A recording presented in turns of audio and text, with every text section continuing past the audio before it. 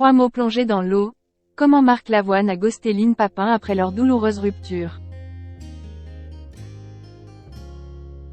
Certaines histoires d'amour sont plus intenses que les autres et laissent des empreintes indélébiles à ceux et celles qui les vivent, comme en témoigne Lynn Papin après sa rupture avec Marc Lavoine.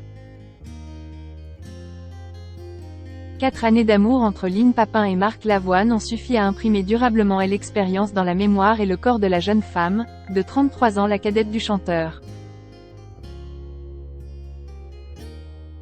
Mais si l'histoire était belle, passionnée et intense, la rupture a quant à elle eu un goût amer pour Lynn Papin, que Marc Lavoine a littéralement ghosté durant plusieurs mois.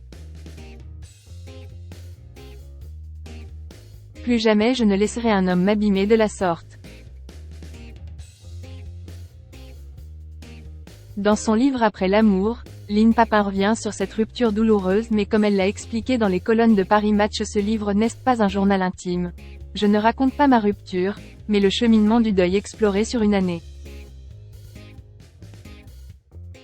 L'écriture m'a permis de sculpter mon chagrin. Pas question pour l'écrivaine de publier un pamphlet, mais simplement d'expliquer le long trajet qui mène de la douleur à la reconstruction. Pour autant, elle explique avec pudeur la profondeur de ses blessures, infligées par un Marc Lavoine froid et distant au moment de la séparation, ce que Lynn Papin a très mal vécu. J'ai eu trop mal autrefois.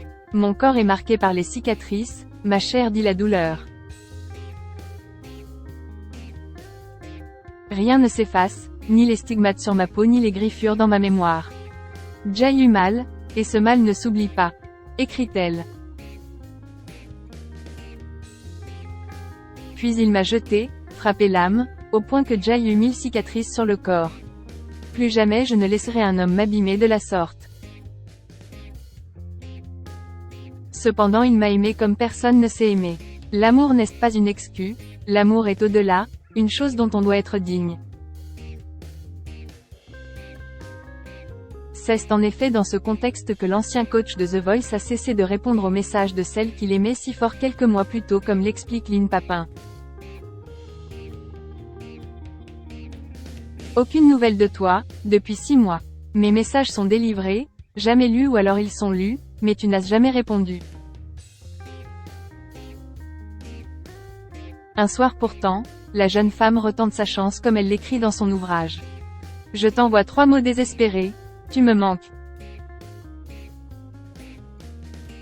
Et ils sont, comme les autres, sans réponse.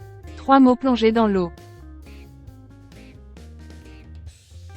Ils sont mouillés, ils se délitent comme du papier dans le bain, ils se désagrègent, ils disparaissent avant de conclure. Je voudrais que l'on me digère lentement et quoi tu me manques. L'on me réponde toi aussi tu me manques et je t'ai aimé. Heureusement, après la pluie généralement vient le soleil, et Lynn Papin a pu tourner la page.